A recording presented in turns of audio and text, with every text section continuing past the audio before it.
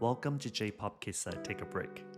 Picture this, a cozy table in a retro Japanese cafe, and you've just joined me here. I'm Terence, a longtime fan of J-Pop and Japanese entertainment, especially since the 90s. While we sip something warm, I'll share what's been on my mind about the music, dramas, movies, and more. Let's take a break together. Hi, welcome to episode 5 of J-Pop Kissa. This is Terence. So today I want to talk about a song that has been on my mind the past few weeks. There was a show that came out recently in Japan, and it's currently, I think, the music season in a way for TV, where they would get a lot of artists to come and they perform their latest hits, but they also get them to sing really nostalgic songs as well. So it's, I believe, the purpose is that there is something for everyone. So even if you don't know the latest music, there will still be a song that you're familiar with, and it's like, oh, hey, I know that song. So that's a factor in how they do the shows, and each one of them can go on for hours. So there's got to be some music for anyone that may be remotely interested in the Japanese music. So the show that recently aired in Japan is called The Music Day. As part of the one of the corners that they had, one of the segments that they had was getting someone famous to come and sing a band song that was really popular in their youth. And so this talent and former singer, her name is Noro, her last name is, she used to be part of this J-pop idol group called AKB48, and she's now an actress. And she thought of her youth, and the song that came up for her is called Haru, Spring. So Haru basically means spring as in terms of the season, and it's from the band called Hysteric Blue. The band is fronted by a female vocalist. Her name is Tama. This song came out when she was still in high school, actually. So the song is really something that, coming from her, it really is something that's very youthful, and it's a very upbeat, kind of like I would describe it as soaring. So when you're listening to it, it basically leads you to the chorus where you feel like your emotions are elevating, but it'll also bring you back down in moments, when it slows down to kind of in a self-contemplating kind of way, and then it'll just end with a big band with a lot of drums, and it just brings back a lot of different feelings. I'll dig deeper in terms of the lyrics later. But for Nolo, that was her youth. Like that was the song that she listened to when she was still in junior high or middle school. And so they also got Tama to come and sing the song with her, which is huge because this band came out in 1998 or so, and the song was released in 1999. But the band itself, they broke up in the mid 2000s. So the band itself wasn't around for that long. Ever since they stopped selling the CDs, I don't think you can find it on any sites anymore. I mean, you can buy it as like a used copy, I believe. You can't listen to them on streaming services, but Tama and another member of the band, who actually wrote the song, they formed their own unit, and they did a self cover of some of their biggest hits as well. So there is a version of that out there, and I will share that. I want to add a link later where you can listen to it. So anyway, so in the corner of this music show, they basically sang that song together, and I randomly came across that clip when I was just going through my apps, and I saw it, and that was, oh man, it brought back so many memories because it was the heights of J-pop in some ways for me, or kind of that phase where I was, music was everything to me. School, obviously, school is what it is. You go there, you study, you do what you need to do. But I think for me at the time, I was discovering my own passions and interests in life. And part of that was Japan.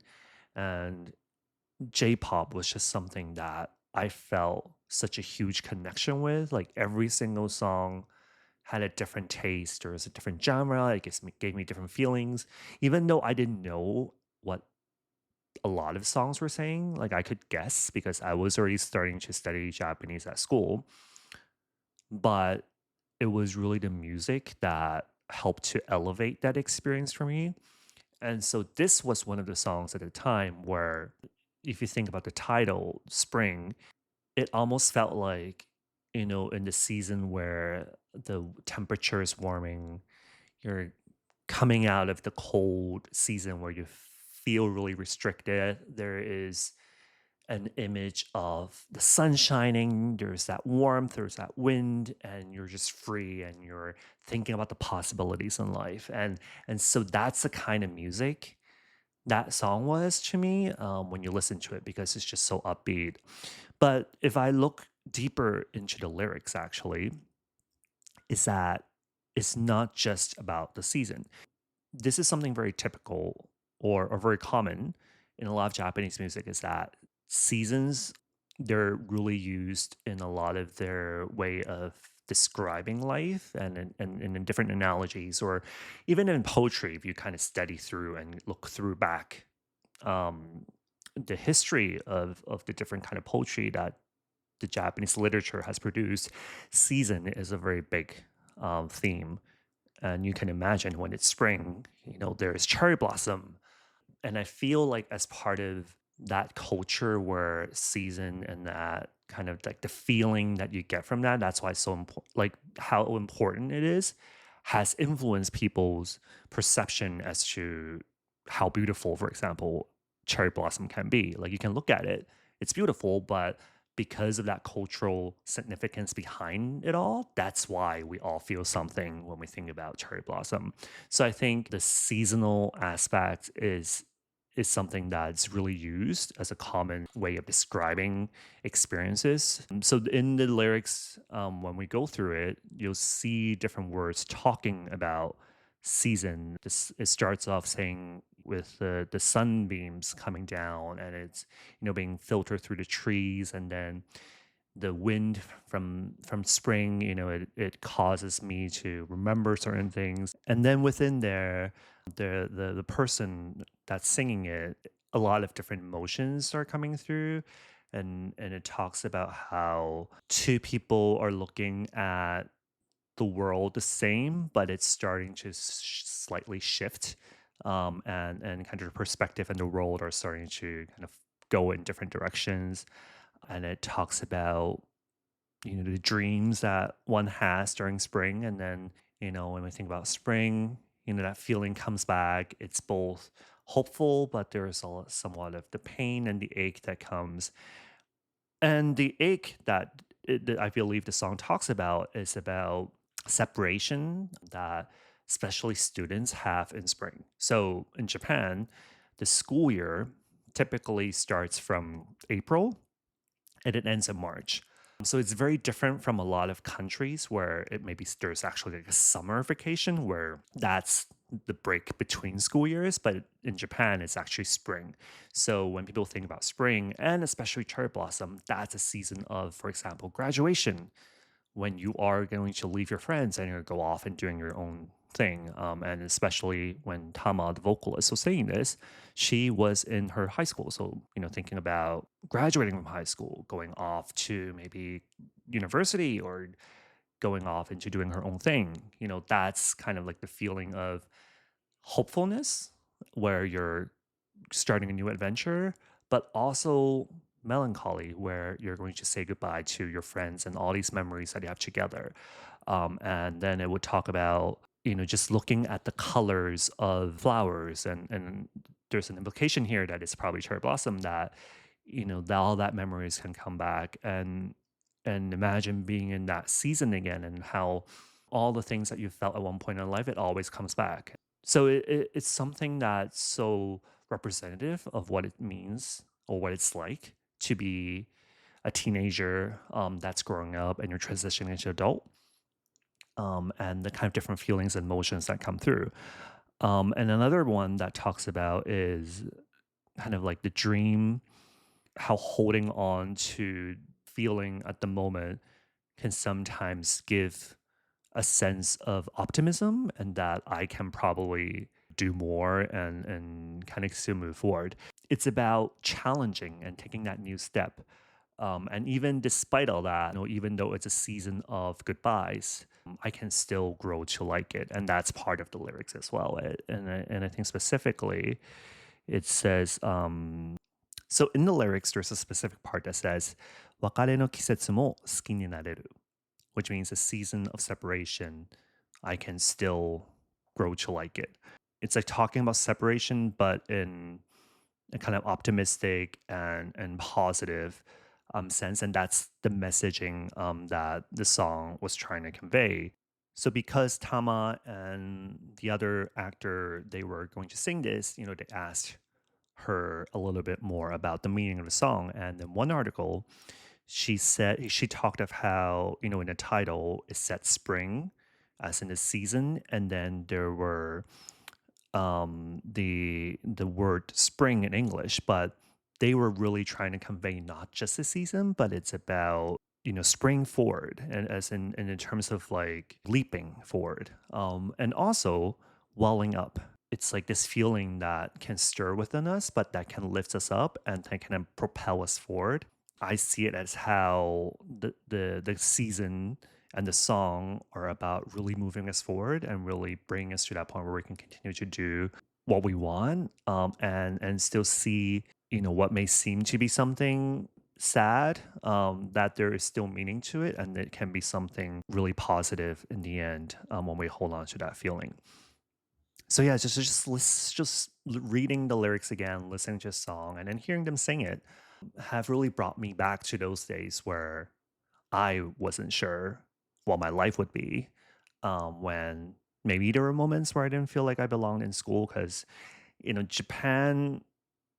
Japanese culture um, was not as famous then in the States.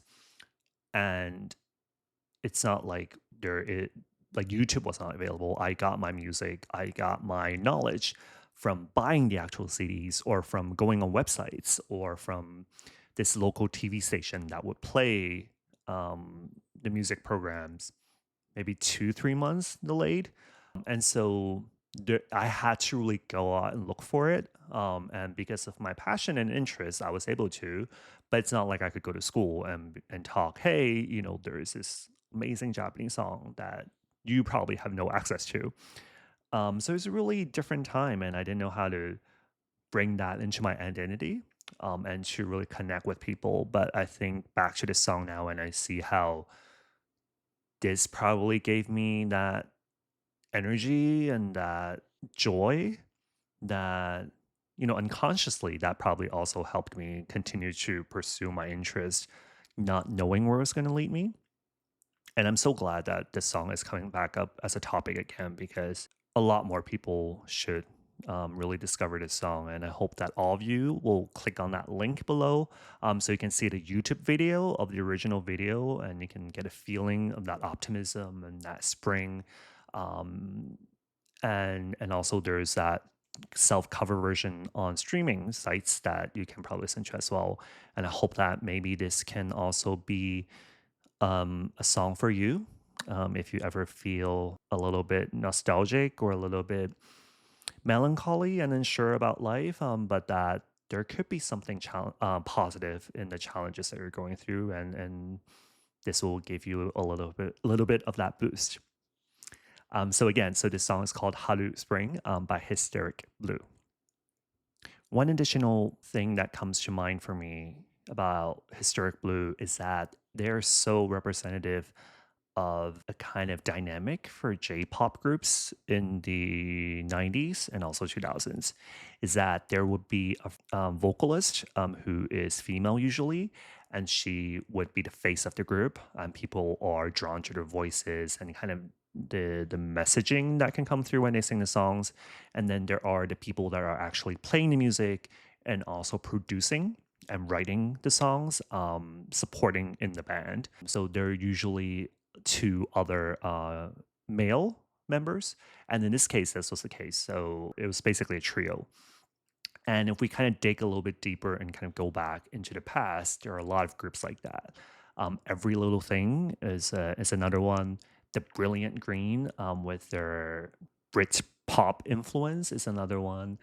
And if you go even further back, Globe, which used a lot of somewhat Eurobeat, but somewhat different, and produced by the famous producer of the 90s, Komuro Tatsuya, that those groups are all the same, where there is that one female vocalist and then two male band members. So I find that really fascinating.